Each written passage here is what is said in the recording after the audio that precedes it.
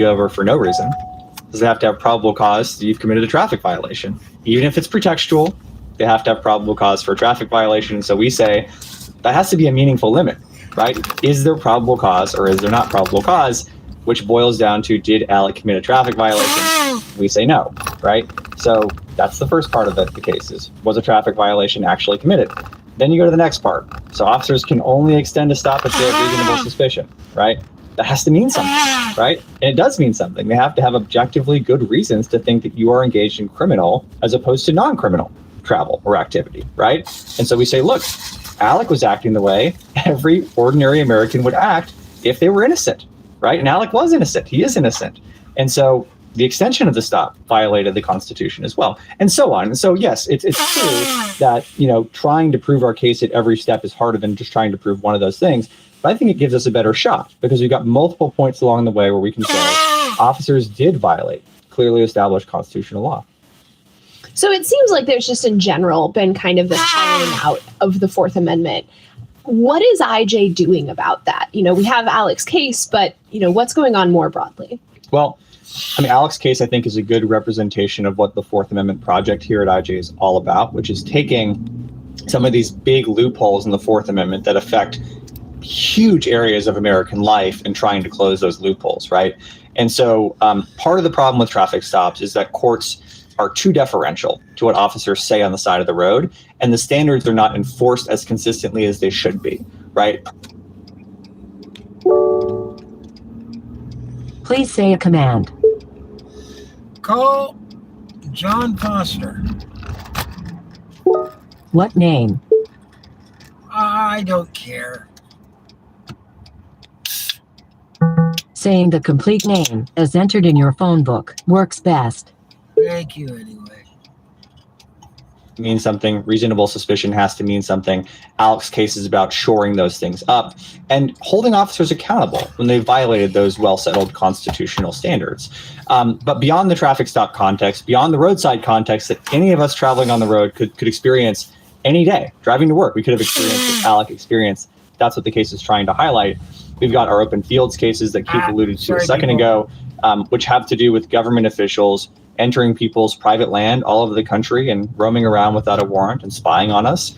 We say that's unconstitutional. And so we've got a series of cases in states like Tennessee, Pennsylvania, Louisiana, Virginia, challenging the open fields doctrine under state constitutions and saying, look, government officials should not be allowed to enter our properties without a warrant and roam around. And an IJ study released earlier this year found that about 96% of all private land in the country is subject to invasion under the open fields doctrine. And so we're trying to dramatically shift those numbers, right? This is a huge area of American life, rural, private land everywhere that is affected by this. We're trying to close that loophole. And just one more I'll give you an example of is warrantless business inspections. The Supreme Court has said since about the 1960s or 70s that the decision to enter a heavily regulated occupation or industry is itself enough to dramatically lower your expectation against government searches, warrantless government searches. And we say that doesn't make any sense. American or economic activity is as American as apple pie. It doesn't make any sense to say that the choice to work, the choice to have a business, the choice to enter a regulated field, regulated though it may be, means that you're somehow waiving other constitutional rights. That makes no sense. And so we're trying to close this idea that, okay, just by entering a regulated occupation, something like taxidermy, right? In Ohio, where we had a case, game wardens were entering a taxidermy shop of our clients and brooding around without a warrant. The government's position was, we can do this because you're a taxidermist. His position is, taxidermy isn't even regulated.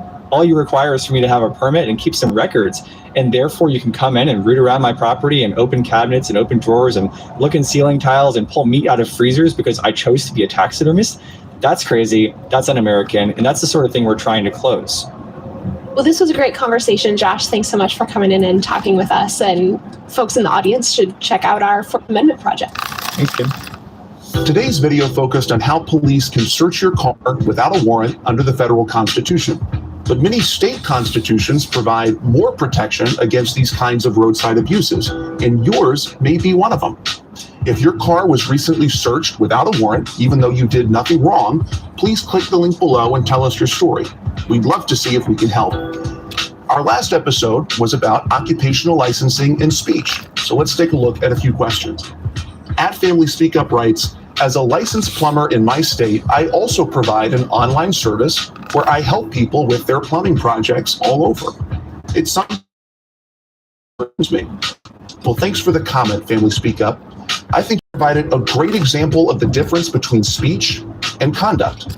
Fixing someone's plumbing problem by going in with a wrench is conduct. Helping someone fix their own plumbing problem by giving them advice like you do is speech, even if the advice is technical and derived from your expertise as a plumber.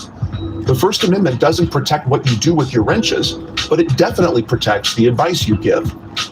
At Kupfer writes, how does the First Amendment in the U.S. interact with safeguards against fraud and defamation?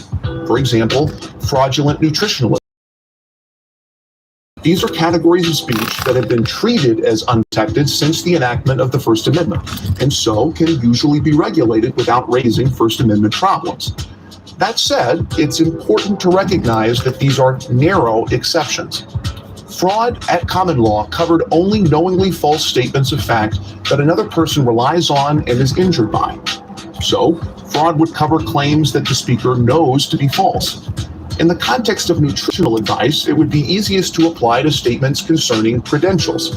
A speaker who claims to have a state license when they do not, for example, is engaged in fraud. But it will rarely be the case that advice itself is fraudulent so long as the speaker sincerely believes it. This means that unorthodox dietary advice typically cannot be subject to regulation as fraud. And our common sense experience confirms this, because there are tons of books giving a wide array of unorthodox and conflicting dietary advice. There's no reason under the First Amendment why one-on-one advice should be treated any differently. Astaroth writes, licensure inevitably leads to overpriced, gilded, lazy maid showers full of preening lords burning every ladder in the land to ensure their fiefdom can never be burdened by change or competition. Nice medieval wordplay there, Astaroth.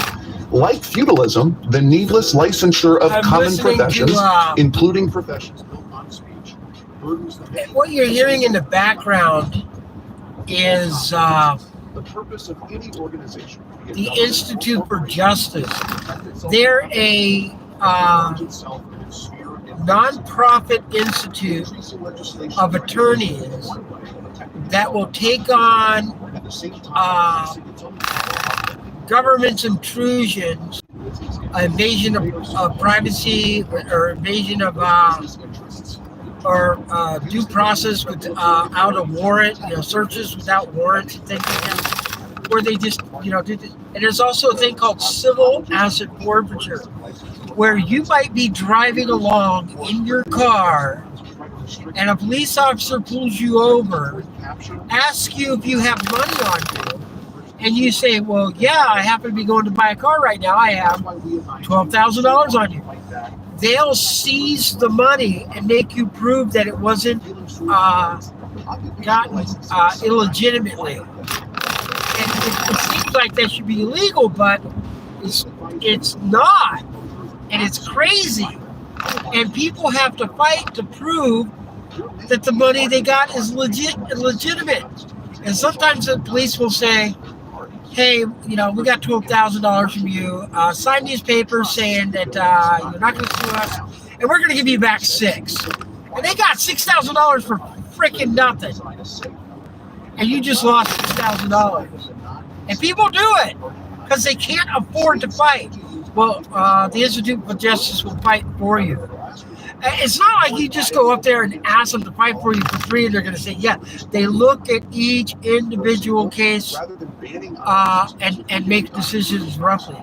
But one of the nice things you can do is you can help support them. I don't do a lot, but I like to try to send them, $50 a year, $100 a year, whatever I can afford when I can afford it. And yeah, it's just a little amount, but a bunch of us doing a little bit equals enough that they get to argue sometimes in front of the United States Supreme Court.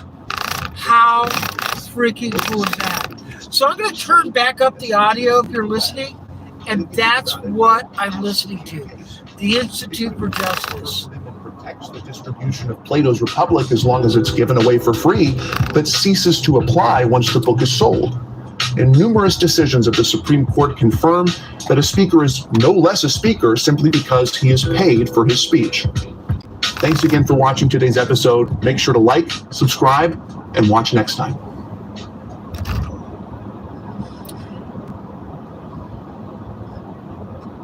Well, I guess that was the end of that. But it was still interesting. But I mean, I found it interesting. I just fell across them one day. I like this attorney I watch. His name is Steve Lato of Lato's Law. That's his channel, Steve Lato of Lato's Law. And he did stories where there was a Marine veteran on his way, I think, to help his daughter buy a house or something. Be some $1,000. If I'm wrong, I apologize, but $60-something thousand, and they seized it from him. And then when he went to the press and said, "Hey, the cops took my money."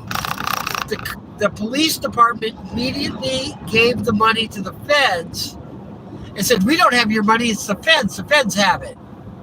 Because somehow they can transfer it. And now you don't sue the police department, you sue the feds, which makes it even harder to get the money back. Well, the Institute for Justice fought for him, and the guy ended up getting his money back, but it was just like, the story is incredible. If you haven't, look it up, listen to it, watch it, whatever. Great stories from them.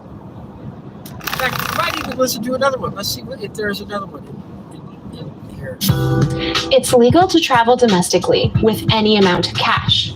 It's even legal to travel in and out of the U.S. with more than $10,000 if you declare it. But that doesn't stop law enforcement from searching travelers' property and seizing any cash they find without warrants or evidence of a crime. I'm Kim Norberg of the nonprofit civil liberties law firm, the Institute for Justice, joined by co-host Keith Neely. We're talking today with IJ attorneys Jabba Tzitswashvili and Ben Field about how the government treats carrying cash like a crime and what IJ is doing to fight back. This is Beyond the Brief. Just telling you guys what I was talking about. The next story that came up, all I did was hit next.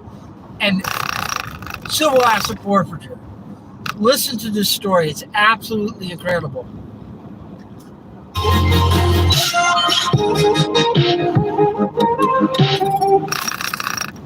So Java, sometimes people who aren't as familiar with some of these issues as our listeners think that there's something inherently suspicious about traveling with cash, or like a large amount of cash. So can you kind of give us a highlight of some of IJ's clients that have traveled with cash?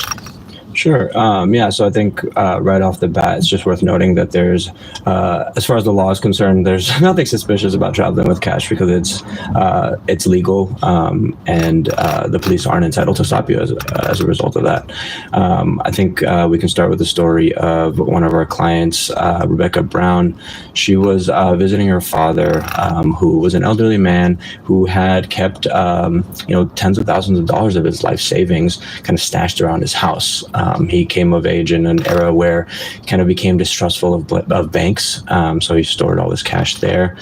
At a certain point, Rebecca and Terry, who's her father, decided, we should get this stuff out of the house and put it in a bank so that kind of Rebecca could help use it to manage his expenses. So Rebecca was visiting Terry, took all that cash from Terry's place and was flying back home to take it to the bank. And as she was going through TSA, she was interrogated about the mere fact that she was traveling with cash, which again is totally legal. If you're traveling domestically, like Rebecca was, there is not even any sort of reporting requirement, which some people may have heard of when it comes to traveling internationally with over $10,000, for example. But anyway, she, TSA sees that she's on a domestic flight, and she sees that she has this large amount of money. They don't know how much it is. They don't know why she's traveling with it. They keep her there. They bring state troopers over who continue to interrogate her. Finally, she's allowed to leave and go to her gate. But at that point, she's approached by DEA agents. Now she's dealing with federal officers in the airport. Long story short, they wake her father up, they wake Terry up, they call him, they make them both kind of explain the situation. Again, even though there is no justification for forcing them to kind of tell them why they're traveling with this legal currency, and they take it anyway. They get this explanation. Now, to be clear, Rebecca is free to leave. Right, they're not interested in actually pursuing any sort of criminal charges because at the end of the day, they really know they don't have any basis for that. So Rebecca can go, but what the feds are really interested in, what the DA really wants, is the cash. They keep that, and that starts a whole kind of convoluted process where they have to kind of prove their own innocence to the DEA in order to get Terry's life savings back, and that's really emblematic of a lot of IJ's clients. Ben, you don't need a justification to carry cash, whether you're flying with it or driving with it. But so often the government steps in and says, well, we're going to suspect you of a crime if you're carrying lots of cash. What's the government's justification in cases like Rebecca's and elsewhere where the government's trying to come in and seize cash just because people happen to be traveling with it? Yeah, so I think that they appeal to an intuition that, it's a little unusual for people to travel with large amounts of cash, and so it can seem suspicious, and they tap into that intuition, even though it's completely legal. But in reality, the motivation is just that it is cash. And so of all of the things that you can forfeit, cash is the easiest one. You don't have to sell it like a car or a house or anything like that. It just can go straight into the police budget. And so it makes sense that they're focused on it, but it sort of shows the perversity of the system because they're so focused on cash, not because seizing cash stops crime, but because it's the easiest thing for them to get and to seize and to plow into a police budget. We have another case about a traveler who's traveling by car, not by airports, but it sounds, somewhat eerily similar to the case that Jabba just described, right? Yeah. So one of my clients is Stephen Lara. He, at the time, was living in Texas, but his daughters lived in California, and so he would regularly drive across the country to visit them. And he was doing that on this one trip, and he was pulling on the interstate into Reno, Nevada, about to cross the California border when he was pulled over. And it was this, the Nevada Highway Patrol officer pulls him over, says, you were driving great. Love to see you staying under the speed limit. But I just noticed a program to let drivers know. But then the trooper starts asking a series of invasive questions, including, are you carrying a large amount of money? And Stephen, like some of our other clients, doesn't trust banks, or at the time didn't trust banks. So he was carrying his life savings. He kept his life savings in cash, and he was staying with his parents at the time, and they had some break-ins, so he thought it would be safer for the cash to be with him while he was traveling. So he honestly tells the officer, yes, I've got my life savings in cash.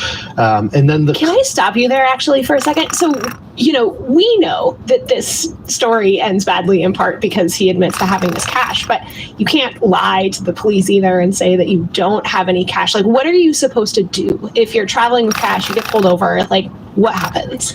I mean, you can decline to answer questions. The police don't have a right to interrogate you on the side of the road and ask a bunch of invasive questions.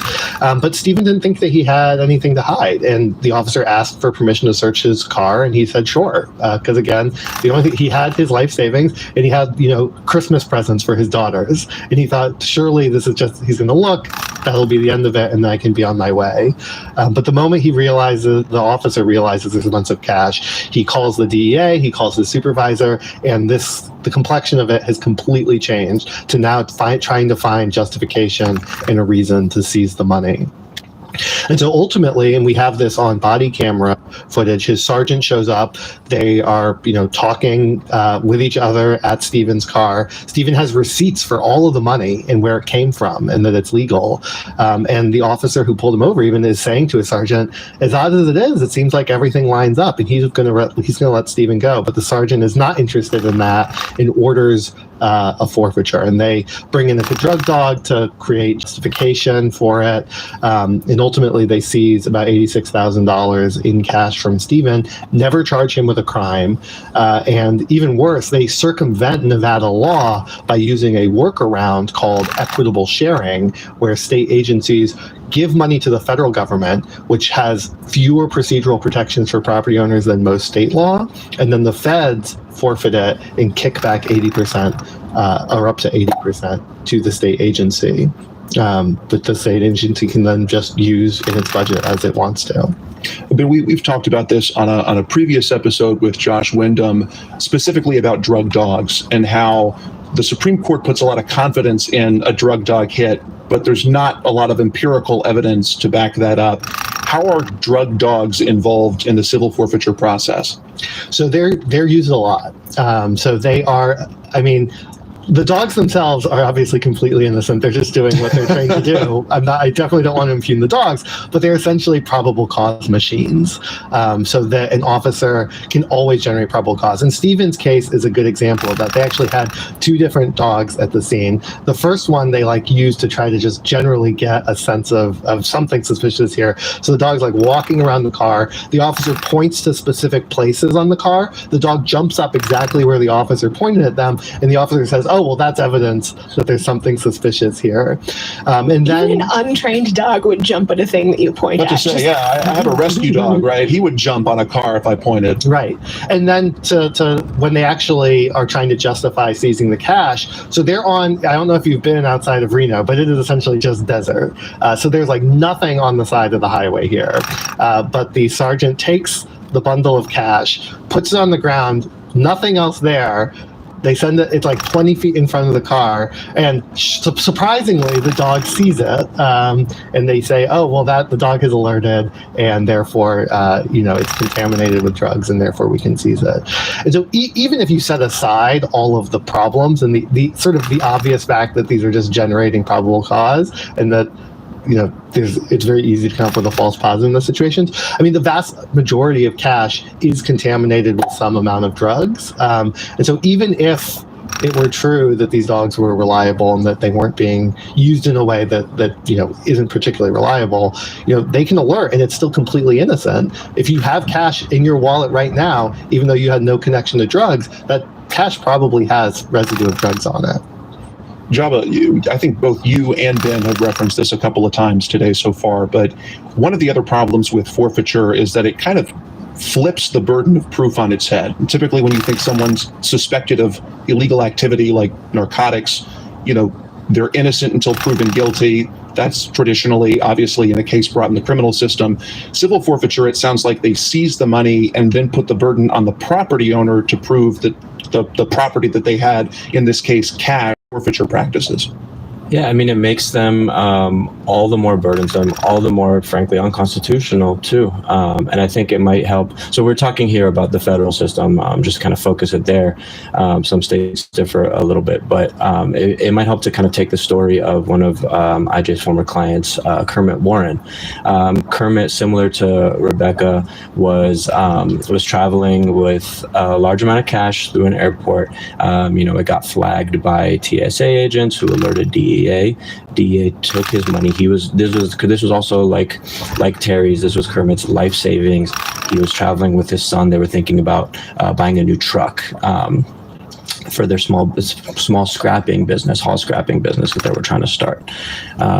So the DEA takes the money at the airport. Again, obviously they let Kermit and his son go because they can't actually pin any sort of crime on them. And so what happens then is you get a notice in the mail that says basically, we're starting the legal process to keep you. We've seized your money. Now we're starting the process to forfeit it, which is the legal term for actually forever keeping it, right? And at that point, what you get is called a CAFRA notice, and that notice. Almost every single time that I've ever seen one, and I think this is really emblematic of the way they're done, it does not actually allege any particular crime that you're suspected of. It doesn't tell you what statutory kind of provision you violated. It just lists a bunch of like the whole U.S. code in essence. Like it just takes the whole U.S. drug code almost and says, yeah, you're suspected of violating this, and now come prove to us that you're innocent. And I'm not kidding. It's basically like a come prove to us why your money should not be kept by the DEA. And that's what Kermit was forced to do. We represented him. We presented the evidence of how he came about being in the airport with this amount of cash, what it was for, where it came from. But you shouldn't have to do that. You shouldn't have to affirmatively come forward and say and justify why you have this completely legal currency to travel with, especially when on the flip side of that, the DEA is not actually telling you any basis for suspecting you of any crime or even any wrongdoing, right? So it's this completely backwards process. This completely flips the notion of justice and due process on its head. I think it might actually be worthwhile I brought props. I don't know how well this is going to transfer. Visual aids. This is like a visualization that IJ has made of the process to try to get your money back if it's seized under this CAFR process. You can't see every aspect of it here, but I'm sure we'll post an image to this on the video as well as a link where you can check it out. But yeah, it is very long. Yeah, so I think the long story short is it's this process where you are forced to prove your innocence, which completely just perverts the notion of and not just forced to prove your innocence, but forced to prove your innocence of an unspecified crime that could be one of hundreds, if not thousands, of variances located in the federal code. Exactly. So, you have this crazy chart. Where on this chart are like Rebecca and Terry, for example? I mean, at this point, luckily, Rebecca and Terry are out of this chart. They've both gotten their money back, with IJ's help. But most people aren't that lucky, right? Most people can't. Well, first of all, most people can't hire a private lawyer because it's too expensive. Oftentimes, the amount that's taken will exceed the amount that a lawyer would charge you to represent them. And there's simply not enough legal representation to do this kind of work. And the DEA and DOJ know that, and they take advantage of that. So they know that a lot of people will simply just give up. A lot of people will simply just it's almost extortionate. They'll say, well, we'll give you half of it back if you don't fight it. And most people, they'll say, okay, fine, it's just not, I don't have the means to fight this. I need this money for some sort of emergency maybe, or my business. So they know that they can take advantage of the fact that people don't have IJ's backing or even any legal backing behind them. Did you know IJ represents ordinary people, free of charge, as they fight back against government abuse? If you're looking for a rewarding way to support our work, consider becoming a member of our merry band of monthly donors and stand shoulder to shoulder with IJ's clients every month of the year. For a limited time, when you sign up to donate $22 a month by October 15th, you'll receive our exclusive IJ 2025 calendar. This special calendar features inspiring stories and images of the courageous people we represent. Monthly donations are convenient and cost efficient, meaning more of your money goes directly to our fight for freedom and justice. Sign up to donate today at ij.org/calendar. Ben, Java just alluded to the fact that our clients frequently get their money back not too long after they file suit. Is this just a case of the government kind of getting a little embarrassed once their conduct is made public, or is this part of a strategy that government lawyers are using to try to avoid judicial review in these cases, because oftentimes when governments give the property back, the first argument they try to make is that the case is now moot. So I think it speaks to both of those things. So I think, first of all, it speaks to what is actually going on here. That usually when you show up with a lawyer and show that you're going to fight, they do give the money back, which just proves that they really never had anything on these people to begin with. So Stephen, for instance, we filed a lawsuit, on one night. A Washington Post reporter who was covering it called the Department of Justice that night. And the first thing the next morning, we all have an email in our inboxes saying, we want to return the money, which just shows that they never had any evidence that Stephen had committed a crime. And the fact that that happens over and over again shows that in reality, as I was saying, they grab the money and it's just, we'll see if it sticks, see if they actually bother to fight it. So I think it shows that for the most part, this isn't actually about crime prevention. They don't really have evidence that people are committing crimes. They just want to keep the money. But it is also then, once IJ shows up, it's a way to try to avoid accountability. And so, the way our legal system works, you can only litigate issues if you've got some ongoing stake in it. And so if you don't, if the money's been returned to you, the government will then try to get rid of the case so that there isn't this, broader legal principle being established that they can't do this in the future, which requires IJ to be creative in making sure that we not only get our clients' property back, but that our clients can then make a stand to stop this from happening to other people. And it's really heartening to hear our clients say, and really mean it, that what they care about most is stopping it from happening to other people. So in Stephen's case, we are continuing a lawsuit. We filed a federal lawsuit to get the money back. They gave that back, so that's over. We are also pursuing a lawsuit against the Nevada Highway Patrol to stop them from doing this to other people. And the way we are accomplishing that is by using this special cause of action under the Nevada Constitution that allows us to seek damages for violating the Nevada Constitution, which is a way for us to build precedent that can help other people. In other cases, including our litigation against the TSA, we have class action lawsuits, which allow us to represent everybody in the country who's being affected by this, so that the government can't just give money back to one person and make it go away. So the TSA case is a class action, which makes it sound like this must be a pretty big problem of government taking cash in airports and things like that. How big of a problem is that?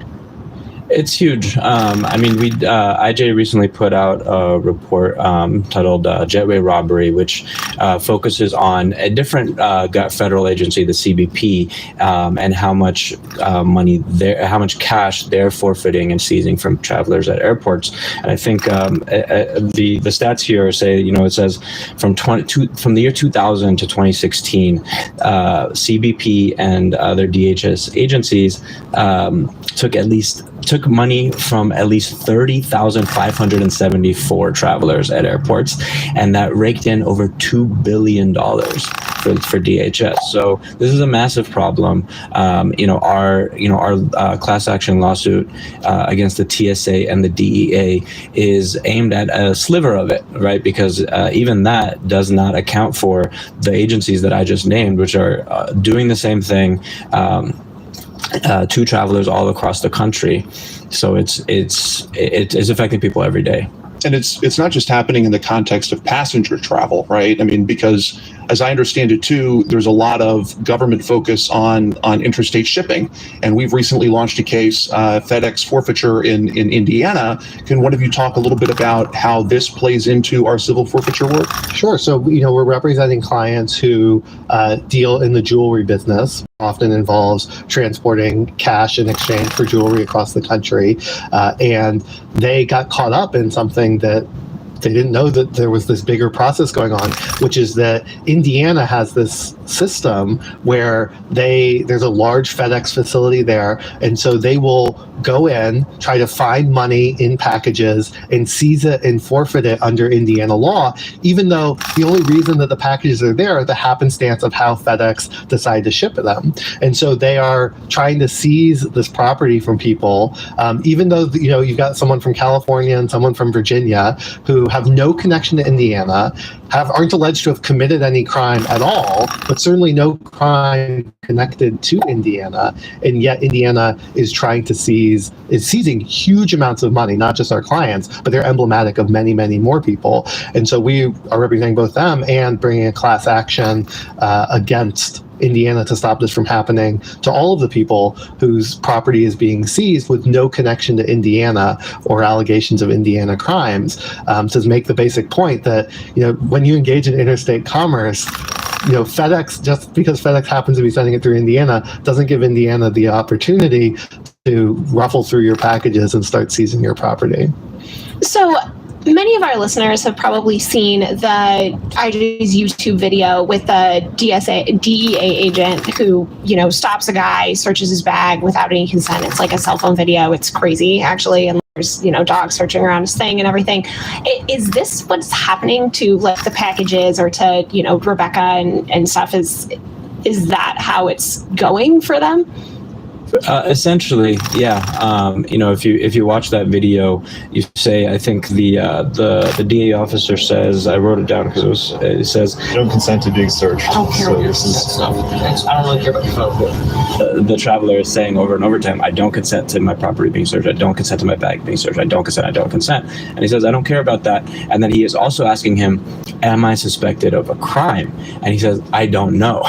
So again, if you don't have any basis to hold my stuff, to bring a dog. The dog is not supposed to be there so that you can just kind of willy-nilly kind of grab random people's stuff and then hope against hope that you're going to find something. The point of the search is supposed to be that you already have some basis to suspect that something is going on here. So they're really just going on these kind of fishing expeditions.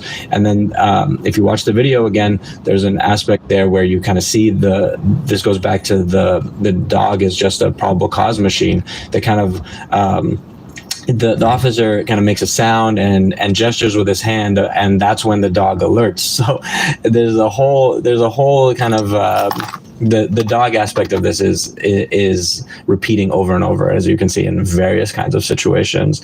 So it is emblematic of what happens at airports. DEA chooses people based on the fact that maybe TSA has alerted them they have a lot of cash, or maybe because TSA or someone has alerted them that this person is on a quick turnaround, traveling, bought their ticket recently, which I don't know, maybe you're going to a funeral, right? Like that's not a basis for DEA to come talk to you in an airport, but that's all they have. And in that case, they didn't even find any cash. So again, like I said, the dog alerted, no cash turned up. Obviously, nothing illegal turned up. So these really are just fishing expeditions.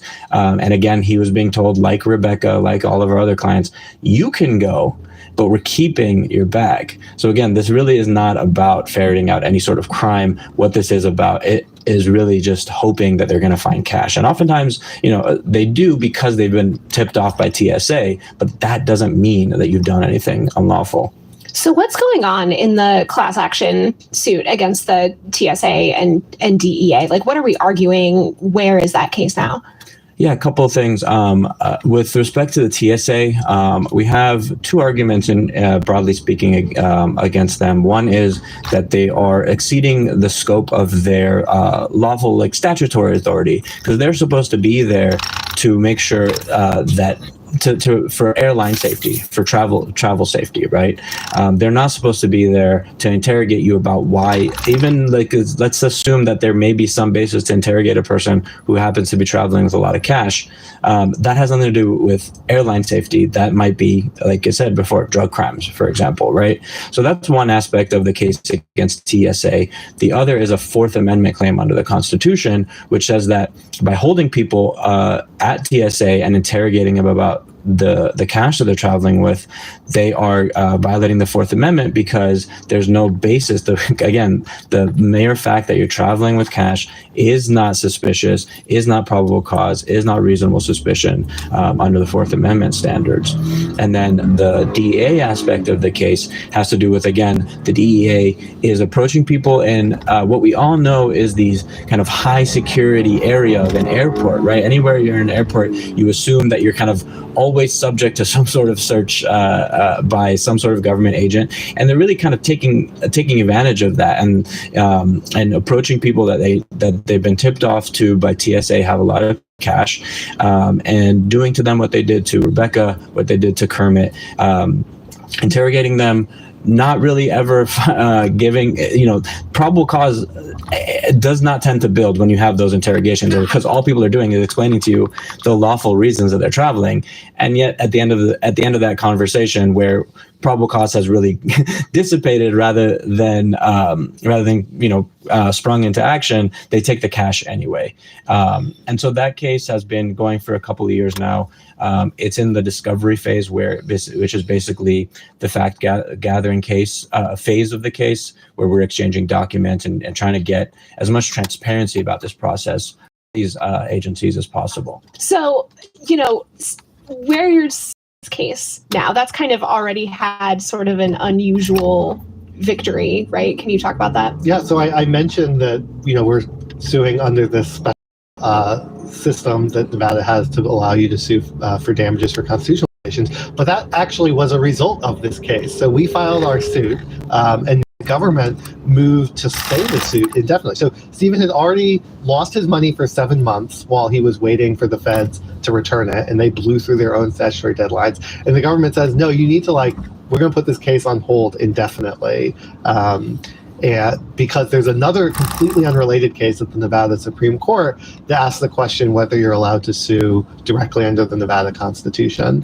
And listeners to the show probably know that this is itself an area that we care a lot about, in having people be able to sue for violations of their constitutional rights. And so we got involved as an amicus in that case. I flew out to Carson City and participated in the argument, and the Nevada Supreme Court resolved that with just a smashing victory for a constitutional ability in that state, saying there's just a strong default presumption that the government has to follow the Constitution, and that damages are an appropriate remedy when the government has violated your rights in the past, and things like injunctions aren't going to be able to remedy that looking forward. And so as a result of that, we're now using that cause of action to pursue Stephen's case in that.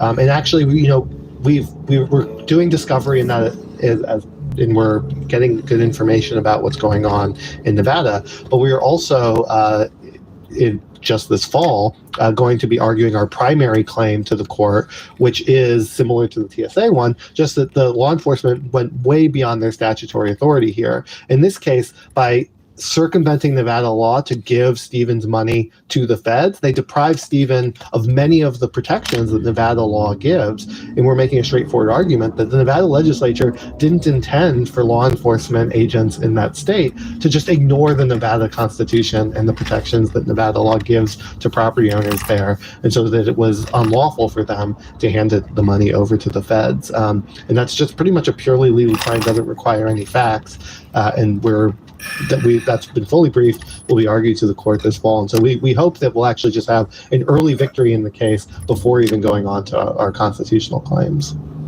So what's the long-term solution here? It seems like the government has a whole lot of incentive to kind of keep this system going and have these cases kind of chipping away at that. But how do we, fix this as a big picture thing? So, I think that I think that these cases that we've been talking about are part of it, where we're just trying to, put bricks in the wall to protect property owners. And so whether that's using state constitutions and state law to say no, like Nevada and other states have more protections than the federal system, and so you can't circumvent the state law that gives more protections, or that TSA can't go outside of its statutory ambit and has to respect the Fourth Amendment in airports. Those are important, but they're as listeners may also know, courts are starting to think bigger about this. And a case this spring called Cully was sort of a short-term loss of, the Supreme Court in that case said you don't get a right to a prompt hearing right after a seizure. The only thing that you're entitled to is the actual forfeiture hearing. But 5 of the 9 justices said the entire system seems very, very bizarre. And the idea that, the government just gets to take your stuff on the allegation that you've committed a crime, but then not actually charge you with the crime and, potentially hold on to that money or your property or your car or whatever for a long, long period of time and force you to prove your innocence. I mean, that entire system seems wrong. So the specific, sort of the battle was lost for the anti-forfeiture bar in that case. But I think it opened up the possibility that the long-term war in defense of property rights may very well be won. And I think that these individual cases prove how abusive the process is, and that we just need to get rid of civil forfeiture altogether and actually make the government prove that you committed a crime in order to take your property. 3 miles. Thanks for watching today's episode. Our last episode discussed bogus traffic stops and how Americans' vehicles have become Fourth Amendment free zones. Law enforcement plays an important role in our society, but they also need to be held accountable when they violate the Constitution. Let's take a lane since the inception of this law and haven't disclosed it. Well, the answer may shock you, DTC. According to the third edition of IJ's groundbreaking study, Policing for Profit, state and federal agencies forfeited over $60 billion from 2002 to 2018. That's billion with a capital B. To give you a sense of scale, $60 billion is roughly equivalent to the economy of oil-rich Alaska. In other words, state and federal agencies forfeited the Alaskan economy from Americans in less than 20 years' time. That number probably underestimates how much money the government forfeited over that period because just 20 states have complete data that covered the time we study. In 2018 alone, the year with the most complete set of data, 42 states and the federal government forfeited. Question, Robert. Like many Fourth Amendment questions, the answer is if an officer has probable cause that you committed an arrestable offense, for example, then the officer can always arrest you and place you in his patrol vehicle. But if he has no reason to believe that you've done anything illegal, then he can ask you questions, but he can't hold you indefinitely or force you to go anywhere. The officer can, however, ask you to sit in the patrol car or consent to a search. In that situation, you're free to comply if you'd like, but you're also free to refuse. And if you aren't sure whether the officer is asking permission or making a demand, you're free to ask the officer to clarify. But know that once you consent to a search, the Fourth Amendment goes out the window. So always remember to consent carefully. JB Nomad writes, only a person should be charged, not an inanimate item such as cash. This is one of the quirkiest parts of forfeiture cases, JD. Often the government will bring what's called a suit in rem, or against the property itself. That's why forfeiture cases have some of the strangest case names, like in re $137,452 cash and a 1989 Ford Bronco, instead of the more typical State versus Smith. But I think these strange names helpfully reveal what civil forfeiture suits are actually about. They're not about holding someone responsible for committing a crime. They're not about sending someone to jail for harming another. They're about taking that person's property. Inquisitor writes, always have a dash cam running and record all interactions with your phone.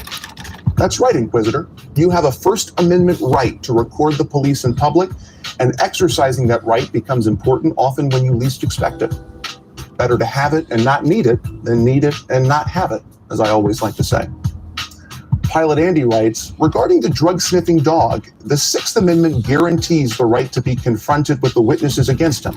In trial, can you have the dog take the stand and testify to what they smell? This is, I have to say, such an interesting question, Pilot Andy. You're right that the Confrontation Clause entitles a criminal defendant to confront their accuser. In the case of drug-sniffing dogs, that usually means the dog's handler will come and testify about his history with the dog, the signals the dog gives.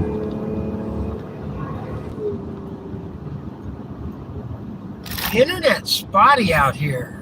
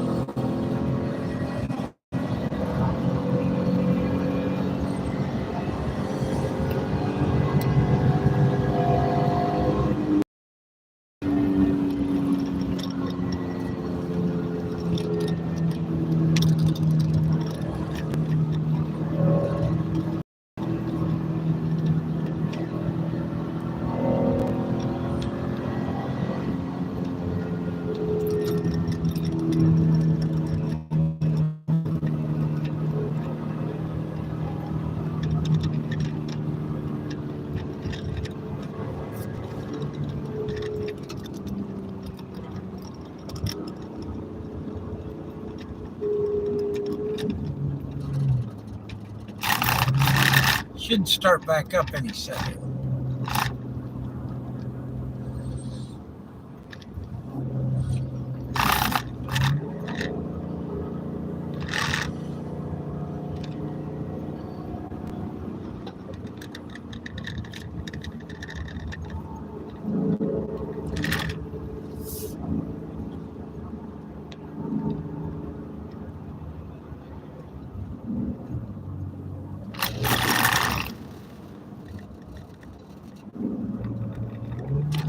The guy's honking his horn at people. That's freaking hilarious.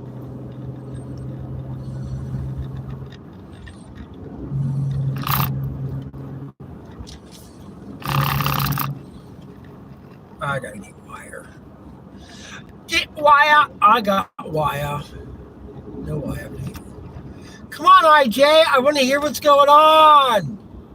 I don't hear IJ at all. It's kind of sad. I want to hear. See those trees up on that hill? That's all avocados, the whole hill.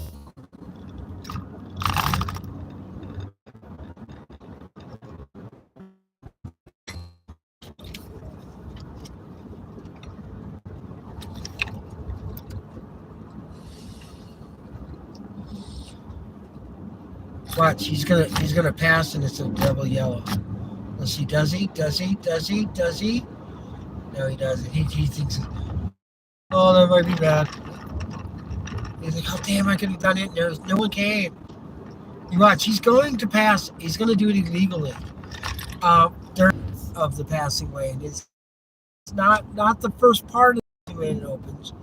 It's the other side. But I bet you anything, if it's open, there's no cars, he's going to go on the oncoming sides. Phone disconnected. Phone is, oh, wow. My headphones must be dead. Dead. Dead. Dead. It's dead. It's dead. Yeah, there's no light. I'll plug it in. Oh.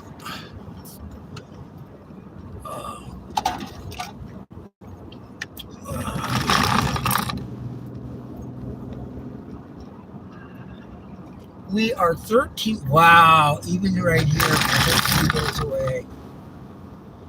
There's a light coming up that goes to a casino. And most likely the guy in front of us here, he's going to go to the left and go to the casino. Come on, IJ, I want to hear what's going on. Red, yellow, green. Oh, we're getting stopped.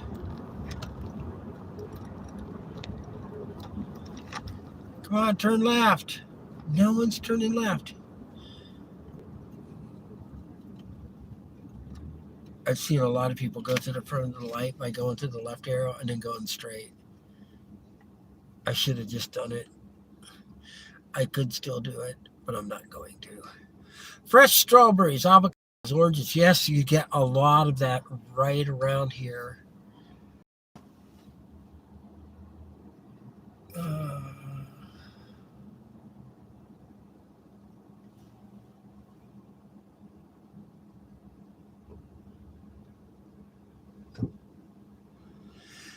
I'm trying. I can't see because there's a bush in the way, but I can see where I'm going right now. Pretty much, yeah. That's probably it. I would think. Right up there. One of those properties.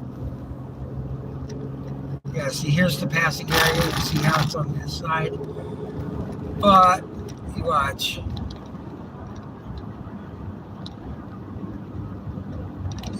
You can't go because there's oncoming traffic. Even in the passing side.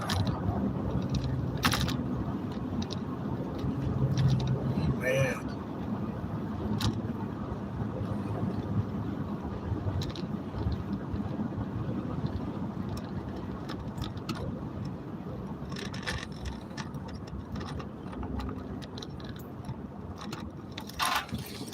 I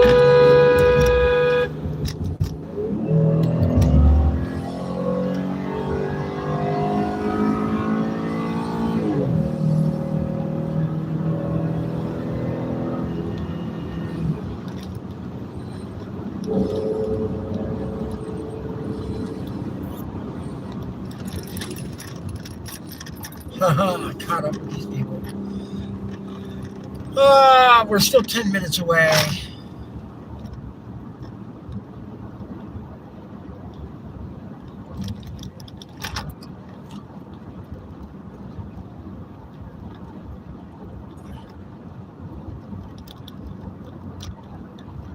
Huh.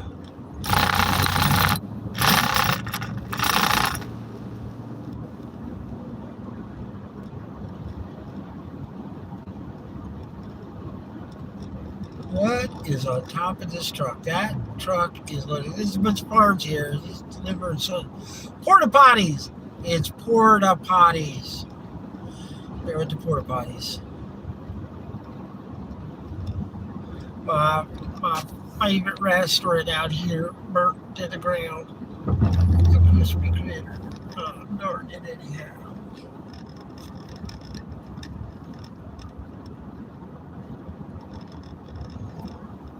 Wah.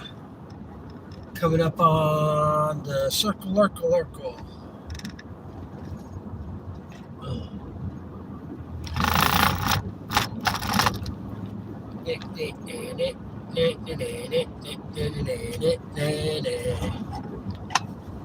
Look at this beautiful country.